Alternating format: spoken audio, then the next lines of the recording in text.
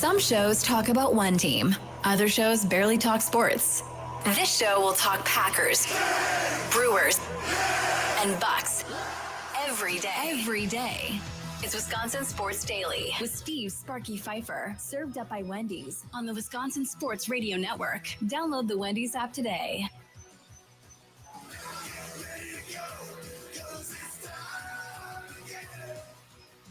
It is time again. See Sparky Fifer, Charlie using the other side of the glass, broadcasting live from the Wisconsin Sports Radio Network studios, powered by the Potawatomi Sportsbook. So,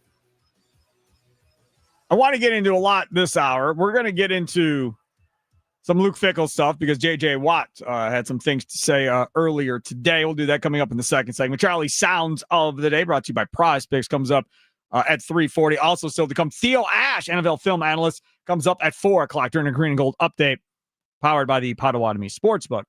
However, now, I want to focus your attention to a tweet from Jacob Morley, who does a lot of great work with the draft guide that he helps put together with the Packer Report and other stuff. And he went in and took some stats from what the Packers call their dope sheet. And their dope sheet is something, it's a huge thing that they send out with all these numbers and stats every week leading up to the Packers' next opponent. And this tweet says this: Jordan Love played in his 50th NFL game in Week 9. He became just the 4th quarterback in NFL history. Now, I did not say in the NFL this year. I did not say in the NFL in the last 5 years. In NFL history, 4th one, to achieve these numbers: 10,000 plus passing yards in 50 games, 70 plus passing touchdowns in 50 games, less than 30 interceptions in just his first 50 games. I'd say that's pretty good. I take that, yeah. The others that join him: Patrick Mahomes, Russell Wilson, that's when Russell Wilson was good, and Dak Prescott are the only quarterbacks to hit those marks. Mahomes, Wilson, and Prescott. No other quarterbacks. There's no Brady. There's no Peyton Manning, because Peyton Manning sucked for the first year of his career. There are none of those other guys are on this list. I don't see Joe Montana. I don't see Marino. I don't see Elway. Nobody else. Just Mahomes, Prescott, Russell Wilson, and Jordan Love. And Charlie and I was telling Charlie these numbers, and Charlie's like, oh, we got a topic right there. Out of those other 3 quarterbacks, Mahomes, Wilson, and Dak Prescott, who does Jordan Love remind you most of? Of the other 3 guys that have done the same thing as Jordan Love through the first 50 games of their career.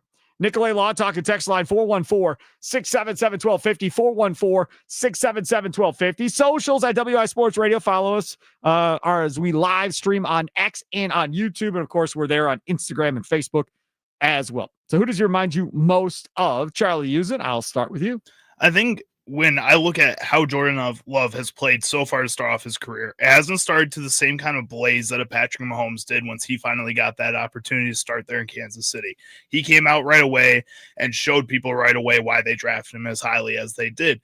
Jordan Love hasn't really gotten it. He's been really amazing this season, like top 5, top 10 quarterback in the NFL in a lot of people's eyes. Yep. And I think that you have to give him credit for that. I think Dak Prescott kind of came out very similarly. I think he came out extremely high, and that was because he was drafted alongside an Ezekiel Elliott. He had an amazing offensive line, probably one of the best offensive lines in the NFL history at that point, and that kind of helped him out a little bit. And I don't think Jordan Love really has that either. I don't think he has that kind of talent around him in order to help him get to this type of start in his career. I think that kind of goes back to the 3rd guy on this list, and that's Russell Wilson. I don't think Jordan Love plays exactly the same way as Russell Wilson. He's not as mobile as Russell Wilson was early on in his career, but the type of risk that Russell Wilson took in his career early on, matched with a defense that is phenomenal and helped carry that team to playoff success and Super Bowls, I think led Russell Wilson to have some extra confidence on that side of the ball and take those chances and be successful with those chances. I think that's what we're starting to see with Jordan Love right now. So I think Russell Wilson is the person I would say Jordan Love reminds me the most of out of those 3. I don't think you could be wrong necessarily on any of these if we're being honest. Patrick Mahomes is a guy that sat and watched Alex Smith. So he didn't have to play right away either. Dak Prescott got thrown in. Russell Wilson wasn't expected to be a starter. What did he go, third, fourth round that year of the draft? He wasn't a first round pick. And he ended up getting that job, right? Matt Flynn was supposed to be the quarterback, if memory serves correct. That was supposed to be his job. And Russell Wilson ended up taking that job for Pete Carroll. Where Mahomes was drafted and got to sit and learn behind a vet. Similar, a guy that went 1 in the draft where Rodgers, it was the same draft class, right? He sat behind Alex Smith. Jordan Love sat behind Aaron Rodgers. Not as, he said as long as Jordan Love. Mine's Patrick Mahomes. I probably should duck now. But mine's Patrick Mahomes. That's who he reminds me of. Listen, Patrick Mahomes, Hall of Fame quarterback, blessed to be with Andy Reid, and blessed to have Steve Spagnuolo as his defensive coordinator, blessed to have a knowledgeable front office and knows how to put pieces together and work the salary cap and move the money around to give them the best chance. Okay? Blessed to have all of that. But when we talk about Jordan Love versus Patrick Mahomes, Mahomes is a risk taker too. Mahomes early in his career and even now to today is going to make some throws. You're like, dude, what are you doing? But it's because he thinks he can make that throw. Patrick Mahomes is a risk taker, right? He's going to run around and make some crazy attempt to complete a pass when he shouldn't let go of the ball. And sometimes it works and sometimes it doesn't. Got some of that Brett Favre, as I like to say, in him. I think Jordan Love is closer to Mahomes more than maybe he is to Russell Wilson and Dak Prescott. And part of it is, I think, the Russell Wilson thing that sticks with me is the stature of Russell Wilson and how he went about his deal. Russell Wilson, to me, felt more polished, as crazy as that sounds, when he had his opportunity to come in and play right away. Mahomes got to wait. Love got to wait. Dak Prescott came in. Again, Dak didn't necessarily have all of the fanfare. When Dak Prescott came in the league, I don't think anybody was like, oh, yeah, Hall of Famer for sure. Everybody wanted to see. But Dak Prescott also was put in a great situation. And you're like, it's Jerry Jones. What do you mean? And look at all the offensive weapons that dude has had. Again, to play with. I was not kidding when I said that was one of the best offensive lines potentially in all of NFL history. Like, it was that good what he came in with. Yes. He had a great offensive line. He had wide receivers to throw the ball to. He was put in a great position. He didn't have to play with a bunch of young guys that nobody knew, who didn't know where they were running or anything else. So of these three, if you ask me, Jordan Love was at the biggest disadvantage when you compare Mahomes to Wilson to Prescott to Love. Love had the biggest uphill battle to face trying to be really good at that moment in time. Nobody thought the Packers were going to be any good his first year as a starter. And you look at Russell Wilson. You remember that? Who did he have at running back? Marshawn Lynch. Who did they rely on? Marshawn Lynch. And how good was that defense? Legendary. Jordan Love ain't had a Legion of Boom legendary type defense at any point. He hasn't had that offensive line, and Marshawn Lynch was unmatched. That thing didn't come apart until when? Until when they made the move for Jimmy Graham. And since then, they've been trying to fix it ever since. This year is probably the best offensive line they've had in quite some time. It was actually when they made the move for Max.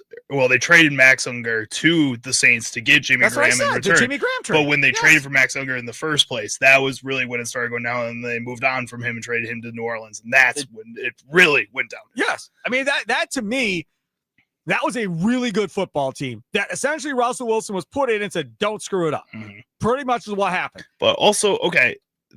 But now, Russell he didn't Wilson have the weapons as Prescott. Obviously. No, those wide receivers. Doug Baldwin was pretty good. He was. I love me some Doug Baldwin. I gotta give him some credit. Not comparable to the talent in Dallas. No, it's definitely not. But at the same time, when you say Russell Wilson's put into a situation where he's just say, "Don't mess it up," I think you could say Dak Prescott was probably put in that same situation because he was drafted later on in that draft as well. He was not supposed to be the star of that draft class. Correct. It was Zeke, and then they both ended up being phenomenal that rookie season. But I think with Jordan Love. Yes, I don't think people really expected that team to be as good as they were that first year of him starting, or the second year of him starting, even this year. I don't think people expected him to be as good as they were. At the same time, he is a first-round quarterback. he does come in with a certain set of expectations that would say that he should have success right away. So when you say, no, he didn't have any expectations, these other guys had a lot less on their shoulders, or a lot more on their shoulders, excuse me. Nobody thought they were going to win Love's first year as a starter. Nobody. But Nobody that picked was them to that finish. was because Aaron Rodgers was leaving. That I was don't think it was they because of Jordan Love specifically. It was because of what he had around him on offense. Jordan Love didn't walk into Jordy Nelson, Devontae Adams, Donald Driver. He walked into a bunch of young no-name receivers because they were tapped out financially, cap-wise. They couldn't add anything to them. They were fully set to rebuild for the next couple of years while they were able to get themselves, because remember, they pushed all that money kicking the can down the road when they had Bakhtiari, when they had Devontae. Rodgers, they were trying to please every single year, trying to figure out how to make it all work and keep the band together. And eventually, when they moved from Rodgers and Devontae left into the other trade, they were screwed financially. And it was like, well, whatever. Yeah, we'll see what happens. When Devontae was drafted, he wasn't supposed to be that. When Jordy Nelson was drafted, he wasn't supposed to be that. When Donald Driver was drafted, he wasn't supposed to be that. Rodgers walked into a made situation is my point. That is not what Jordan Love walked into. Dak Prescott walked into a super uber talented group. But I also wouldn't say Jordan Love walked into a desolate situation. He didn't walk into the Cleveland Browns by any means. Based on what? Based on the success that the team had that first season of him starting. Right. Because of him. Not directly because of him. You didn't have any first-round receivers. You had nobody on that roster. That's my point. Is nobody had first-round wide receiver until this year for the past 20 seasons. No. I think I'm talking to myself. I might be. It's okay. We'll move on. Let's go to KJ in West Allis. You're next on Wisconsin Sports Daily, served up by Wendy's. What's up, KJ? Sparky, good afternoon. Thanks for taking my call. You bet. All right, so let me ask you this first, Sparky. Did Patrick Mahomes and Russell Wilson win Super Bowls in the first 50 games, going along with the stat that you're quoting? I don't know. That wasn't in the stat. I'd have to go look. I'm not sure. Okay, well, that's kind of important in terms of what I look at. Well, then you should also look at the rest of the talent on the roster, too. Well, of course. And the other thing is, I think he's more like Dak Prescott. Neither one of them have won a Super Bowl in the period of time that they've been in the league, and they both have decent talent, and they have not won a Super Bowl. Patrick Mahomes has, and of course Russell Wilson has. So I don't know. I think he's closer to Dak Prescott in terms of that statistic at this point. So for you, you're basing it on, I don't care about the defense has no talent. If you don't have a Super Bowl, that's on you, right? That's how you view it? No, I'm not basing it all on that. I'm basing it on, because you're saying it on not Super Bowl having rings. A ring at this point. Right. And so that's defense too. That's everything. Well, yeah, but you can't look at all that. I mean, but terms of this stat doesn't include any of that. This stat is based on numbers. What you said. Right. The 4 quarterbacks within the first 50 games that had these statistics. Correct. It doesn't include, there's not a addendum to that says, this guy had a better defense. This guy had my point is, KJ, no. My point is this. You let off a conversation, the call with, well, Mahomes has a ring and Russell Wilson has a ring. Dak doesn't, so I'll put Jordan Love with Dak. And my follow-up to that is, so you're holding Jordan Love accountable for the rest of the roster because they don't have the Super Bowl ring versus just what he's responsible for. Well, I mean, he's responsible for the majority of the statistics, right? I mean, he is the quarterback. But would you say he's had a defense similar to the Legion of Boom? Would you say he's had a defense similar to what Spagnuolo's given Mahomes? But when Russell Wilson came in, the whole idea, the narrative was he was too small. Yes, he was too short. Yep, that's why he couldn't fell. see over the line. Yep. So on and so forth. Right? Yeah, you're right. Yep. And he turned out to be something at that point. And he did it a lot on just his talent. For sure. So no doubt. You know, he didn't have the greatest line. He didn't have the greatest receivers. Well, that He had offensive a good defense. that offensive line and Marshawn Lynch were pretty damn good. Yeah, they were good. And, you know, I mean, I followed him. I lived in Seattle, Sparky. Yeah. You know, So you watched it. I mean, so I watched it. I mean, so yeah, they had a good, and you're right. When they got rid of Max Unger, that line fell apart, and they haven't been the same since until this year. They're looking pretty good so far. They've been using the draft to rebuild that thing. They've done a nice job. KJ, thanks for the call. John Schneider. Again, I don't know if y'all like John Schneider or not. I've always been a John Schneider fan. But again, that's what I'm saying. If you're doing this, and then you're saying, well, what are the Super Bowl ring? What's the Super Bowl ring situation? Well, we know Dak doesn't have one. I know Jordan Love doesn't have one. I don't remember how far in Mahomes and Russell Wilson were. Mahomes' first Super Bowl was in the second season of his career. So that would qualify his for second 50. full starting season career. That was That's true. 32 and plus maybe Russell Wilson's was in his third starting season. So the third season of his career, which was below 50 as well. It was below 50 as well. So he didn't play playoff games those first 2 years? He might have, but I think would've- this is just including it still would be below 50. It still would be. Yeah. Okay. Yeah. So those two both have them in the first 50. But I'm just, me personally, I'm telling you, rosters to me. Now, it's different now, right? Now you got Micah Parsons. So that changes a little bit of expectations with what this defense, how good this defense can be. Now you have an actual stud to build around on the defensive side of the football.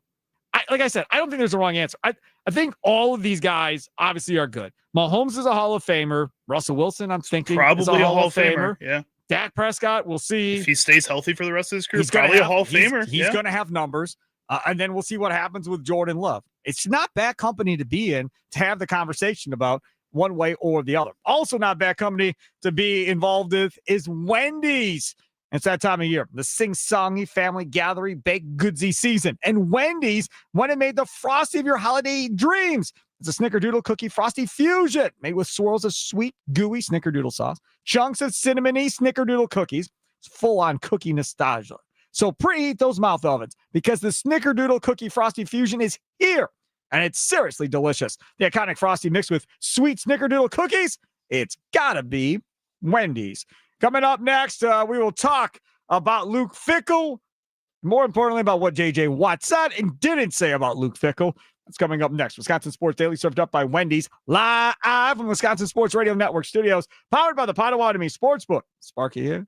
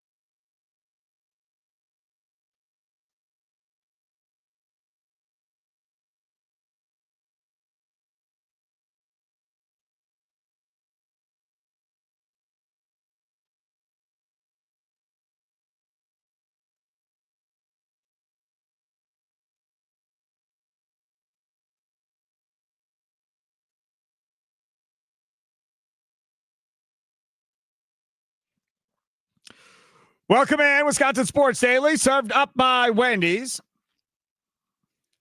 Sparky here. Charlie using the other side of the glass. Charlie sounds of the day comes up at 3:40, so stay tuned for that. Got a text message that came in the Nicolay Law Talk text message concerning the last topic. And concerning Jordan Love putting up all these great numbers in his first 50 games, only other ones that did the same: Mahomes, Russell Wilson, Dak Prescott. And we were asking of those three, which one does he compare to the most? This one comes in from the 920. All four can sling it.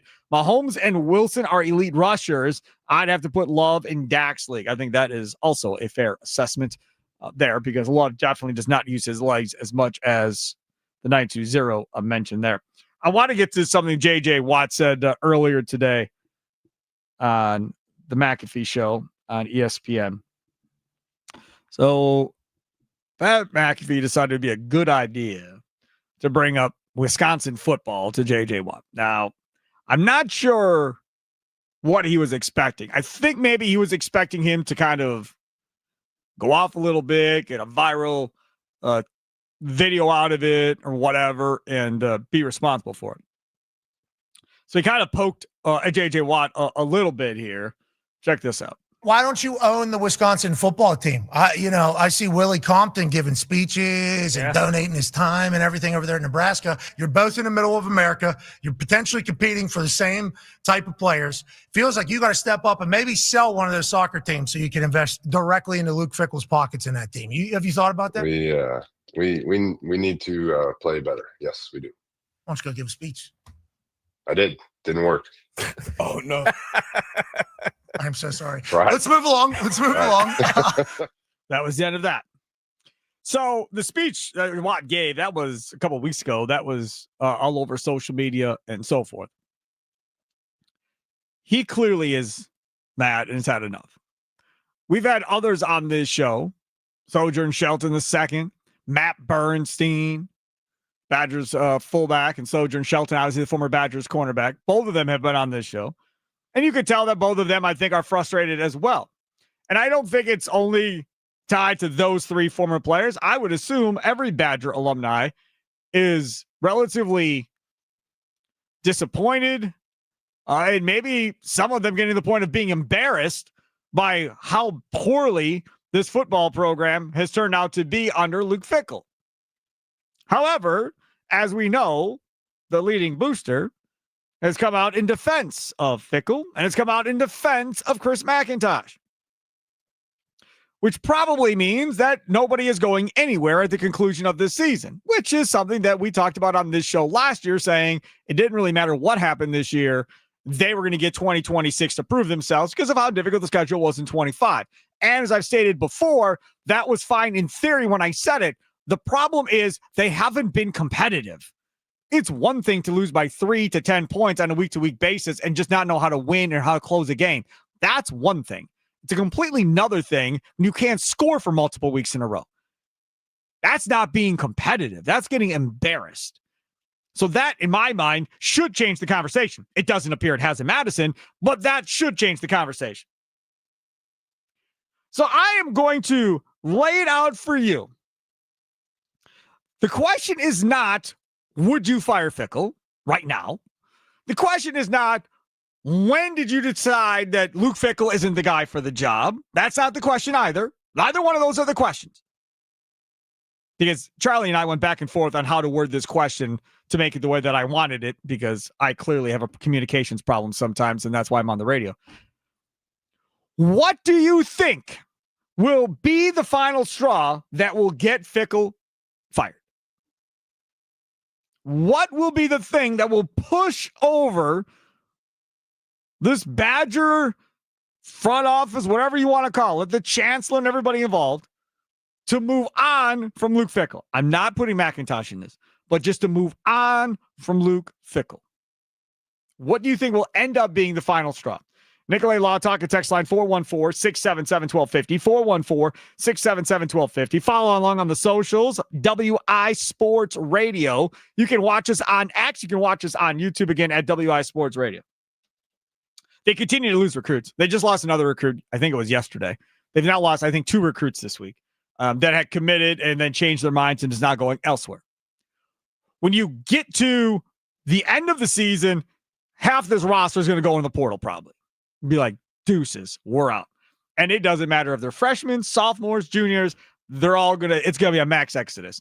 And then what's going to happen? Then he's going to have to rebuild the roster, refigure out chemistry, get everybody on the same page, probably change offensive coordinators yet again, replace more coaches. The only guy that's safe is Tressel, the defensive coordinator. Even though they've had points put up on him, he's probably the only guy that's safe. He's been with Fickell forever. Outside of Tressel, the rest of them, who knows what Luke Fickell's going to do? But think about it from this perspective. If I'm a coach somewhere else that's out there, and there's plenty of coaches out there right now because all these head coaches have been getting fired for the last couple of weeks. So there's lots of assistants. Why am I going to Wisconsin to go get on a coaching staff where the guy may not make it an entire year, and then I'm looking for work again? I'm better off waiting to see all these other head coaches that get new jobs are getting fresh starts, see if they want me. Like, Luke Fickell would be last on my list of guys I want to go with. Not because I don't like Luke Fickell, not because I don't think Luke Fickell is a great coach, but because of the situation he put himself in. I don't want to move my family again after I just get there 6 months. 6 months later, I got to move because my head coach just got fired. I think there's a couple things there. One, if he does get fired halfway through a season, I think you as an assistant coach hope that you can stay around, be the interim coach, maybe be made the head coach at some point. I know it didn't really work out for Jim Leonard that way, and he didn't end up being very happy about that. This is why Charlie Usen is so great on this show, because he is always, well, not always. Sometimes he gets on the other side of this, but a lot of times Charlie Usen is glass half full guy, right? You put a glass of water down, you look at it, I would say that's half empty.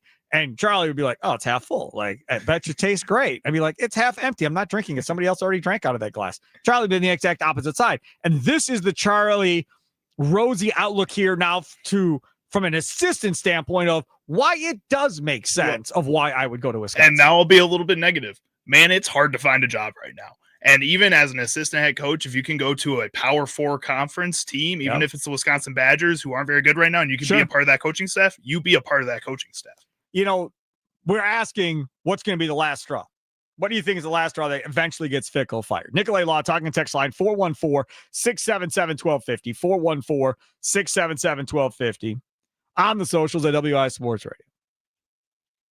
I'll tell you what mine is. If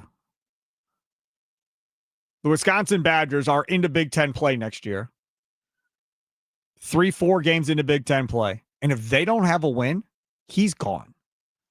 They are not going to wait all year to figure this out. They're not. I could but promise you, if he starts off 0-3, 0-4 in Big Ten play, toodles, you're out, and we'll figure out something else at the end of the season. Because again, like I said before, this is about as easy of a schedule as you're going to get as far as Big Ten conference play. Yes, they've got Notre Dame at Lambeau next year. Obviously, that's not going to be a game they're going to win probably. But as far as Big Ten, no Oregon, no Ohio State. These are games that you should win. You should easily be able to get 6 or 7 wins. Now, I'm thinking like we have Paul Chryst. I'm thinking like we have Brett Bielema, to where with Bielema, you're getting 9 every year, right? In some years, maybe you get 10. Now you look at this and go, can he get to 6? Can you get me back to a bowl game? That's how far it's fallen.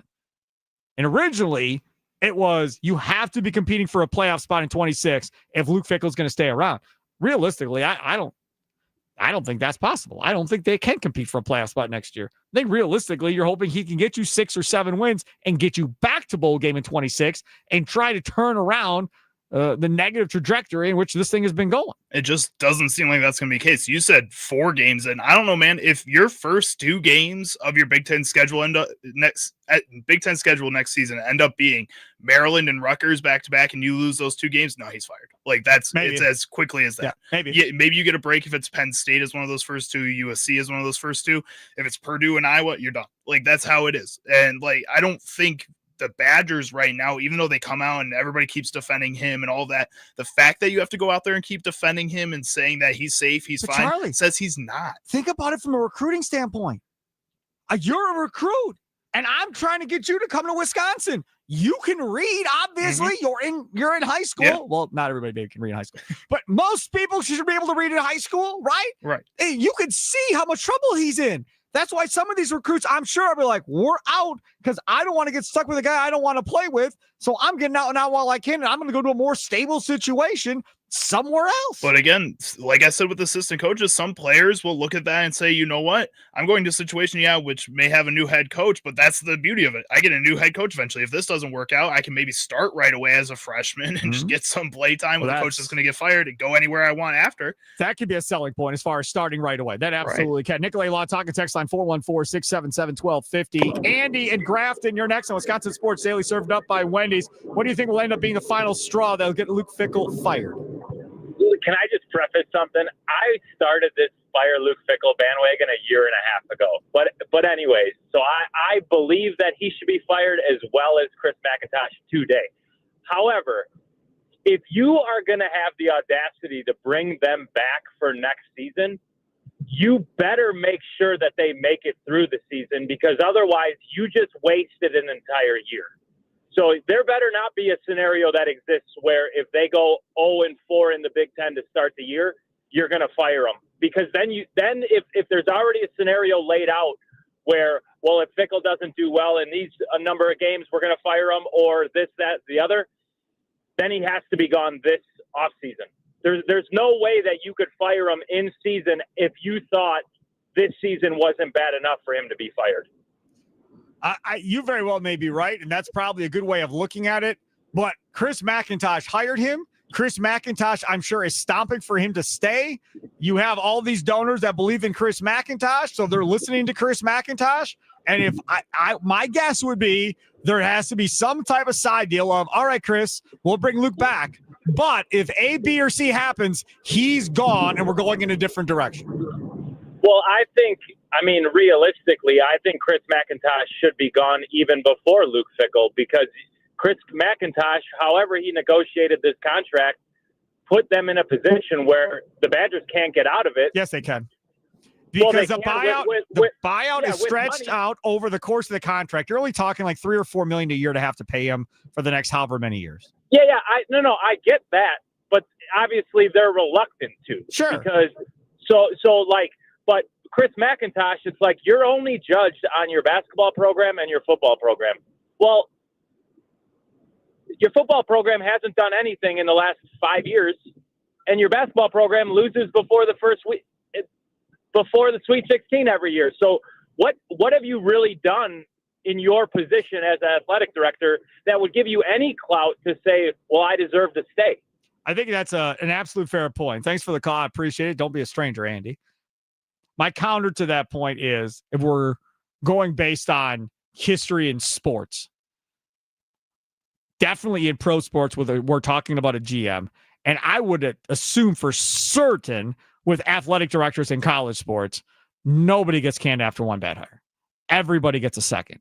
Some get a third, but everybody gets a second. Maybe I can't come up with a lot of guys that don't get seconds, but for the most part, unless you really botch something up, you're going to get a second coaching hire before they decide to move on from you and that head coach. Maybe, but I also feel like we're sitting in a world where there's a lot more gambles being taken on situations like this. I feel like 20 years ago, the Badgers aren't giving Luke Fickell the $7 million throwaway out of being in a minor 5 conference and winning a title out of that and going to the playoffs. They're not giving him that same kind of money. I don't think there's a lot of teams that would. Never even been to the playoffs, and that dude took Cincinnati to a top 4 playoff berth.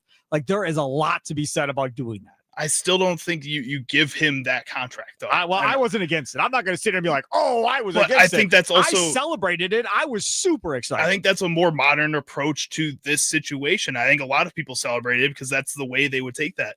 I'm just saying, like, when you look at this historically, this is not a situation that would have been the case 20 years ago. I don't think there would be as many coaches being passed around and jumped around with as we are seeing right now. I mean, 20, 30 years ago, like I said before, Barry Alvarez was just keeping it in-house. Barry Alvarez had no aspirations to win a championship. Barry Alvarez wanted to win the Big Ten and play in a Rose Bowl. That's it. Barry Alvarez never, ever, ever, ever talked publicly about our goal is to win a national championship this year. That man never talked about it. The man would literally go on the radio and go, hey, it's not like people are raising their hands wanting to go to Wisconsin.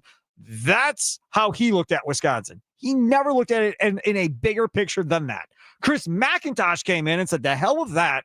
I am going to try and challenge this football program to win a national championship. And furthermore, I'm going to go get the guy that I think can give us the best chance of winning a national championship. Has it worked? Absolutely not. But I'm always going to applaud Chris McIntosh for trying to get this team in a position to compete for a national championship.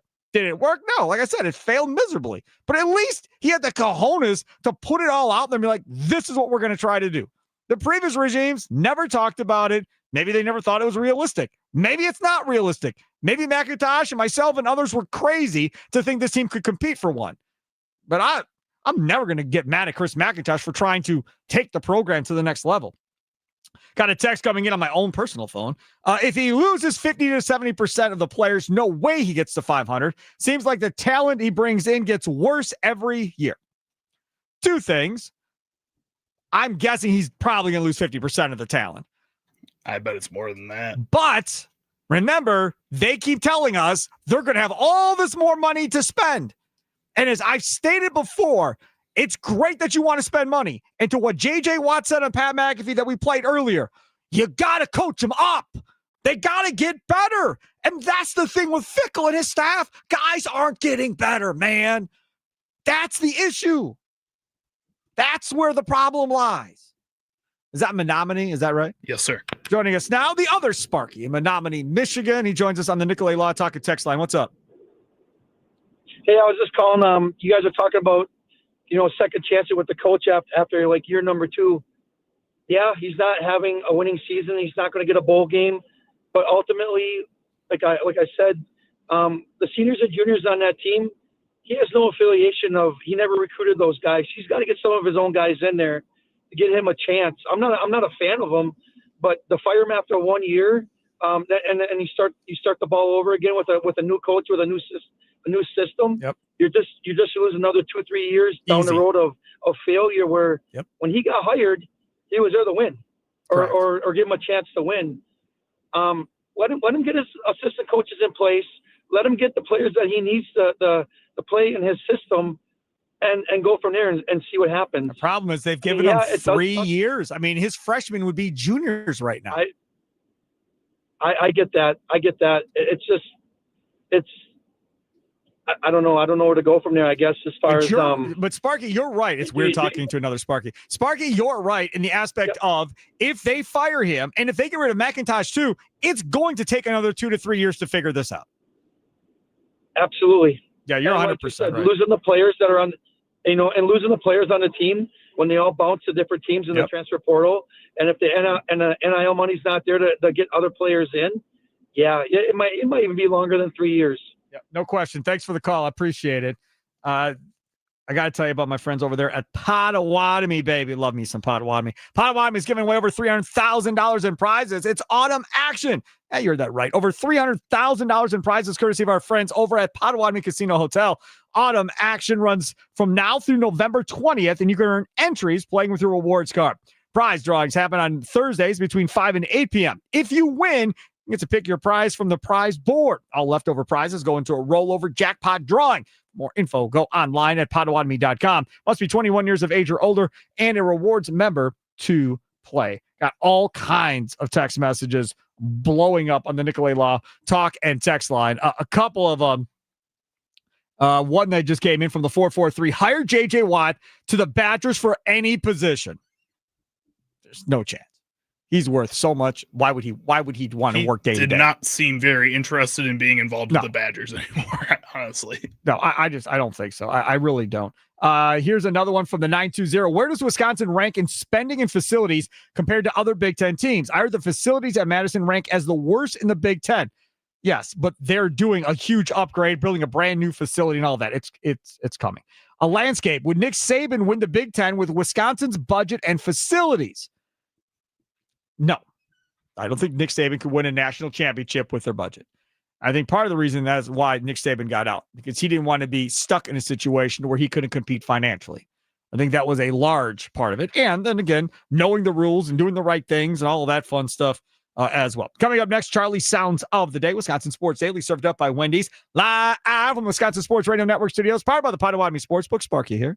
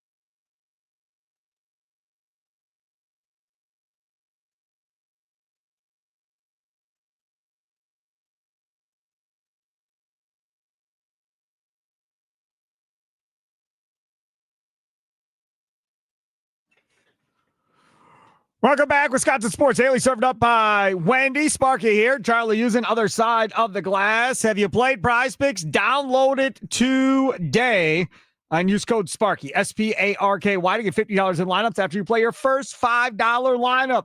That's code Sparky to get $50 in lineups after you play your first $5 lineup. Prize Picks, it's good to be right. Must be present in certain states. Visit prizepicks.com for details. All it is daily fantasy, more or less on at least 2-player stat projections. If you get your picks right, you could cash in. And we'll be making our lineup for the weekend coming up tomorrow on this show. We'll see how we do with a football lineup coming up this weekend. You can stack players like, say, Jordan Love, if you want to say more on, say, Jordan Love's touchdown throws or more on Jordan Love's passing yards for a game, and you're all set. Plus, you follow other Prize Picks players directly on the app and copy their lineups in one click. I don't know if I'd say to follow and copy our lineup. I don't feel like that. Sometimes we do okay. Yeah, as long as you do the flex play, I think you're in a good spot. Flex play means you can get one wrong and still cash out. So download the Prize Picks app today. Use code Sparky to get $50 in lineups after you play your first $5 lineup. 1, 2, 3. What sound clips will Chicago Charlie pick today for Sparky?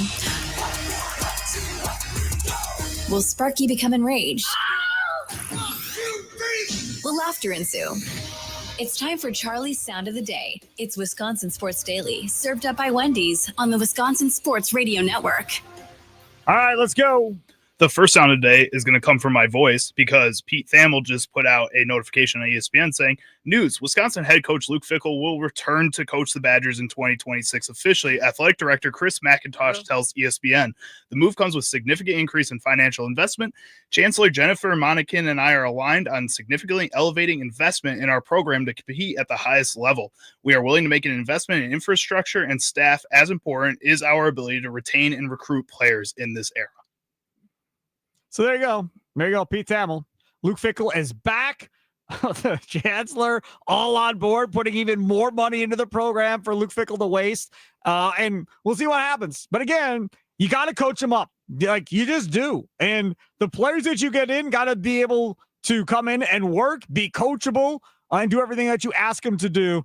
But so there you go. Luke Fickell back for 2026 officially. Go ahead. And next up, we're going to head over to First Take, where Ryan Clark, former NFL player, was saying the Packers don't look the part of contenders. There's also like this thing, we can lose to anybody. And when I say anybody, like they can legitimately walk into any stadium and be beat. Those aren't normally the feelings we have about Super Bowl teams. That's fair. And you know what? Like good teams have an off day. We could go to Cleveland. It's a nasty place to be. Yeah. Myles Garrett is really good. Matthew Golden catches the deep ball, steps out of bounds when maybe we could get down the sideline. Like some things don't work. Cool. That's all right. But you can't go get 40 on you with the Dallas Cowboys, right? Against the Dallas Cowboys, knowing how that team's going to be prepared for that game. You can't allow Carolina, and God bless Carolina, Rico Dotto, Bryce Young. Yeah. This is like the type of team you root for. Like Sure. Dave Canales looks like that guy from New Girl. You look at that team and you're like, oh my goodness, how does this happen? How do you lose to the Carolina Panthers? How do you get in the red zone and not score points? Turnover on downs, penalties, like all these things happen, fumbles. And so, yeah, you got to go win it because you got to go show me you can beat a good team. Like the Lions win has worn off for me. I'm like, Sure. whatever, right? Sure. That Sunday night football win where Jordan Love completes 20 passes in a row, cool, that's good. But you got to show up every week to be a champion, to be a great team, and to go out and beat the Philadelphia Eagles and put that on your resume. I believe that's huge for this team. And if you don't, questions begin to be asked within the locker room. You're nuts. You're crazy. And Ryan Clark apologizes more than any person on social media. Like once a week, it feels like. Every week. Oh, I'm sorry I said that. I'm sorry I offended that person. I'm sorry I offended that person. You didn't offend me. That's just a take that's been everywhere. But just save that. Because if they beat the Eagles, then he'll be on Tuesday talking about how they're a Super Bowl team and he's all in. Nobody in this league right now is doing what he is saying, right? Being that consistent team, has no bad losses, is beating everybody they're supposed to be. It's just not happening. Want to know why? Because right now in this league, parity is at an all-time high right now. There is no proven team right now in the NFC that's a juggernaut that the Packers have to be concerned about going through. That team does not exist. Coming up next, Green and Gold Update brought to you by the Potawatomi Sportsbook. Theo Cash, NFL film analyst. Can't wait to talk to him. He's straight ahead. Wisconsin Sports Daily, served up by Wendy's. Live from the Wisconsin Sports Radio Network studios. Powered by the Potawatomi Sportsbook. Sparky here.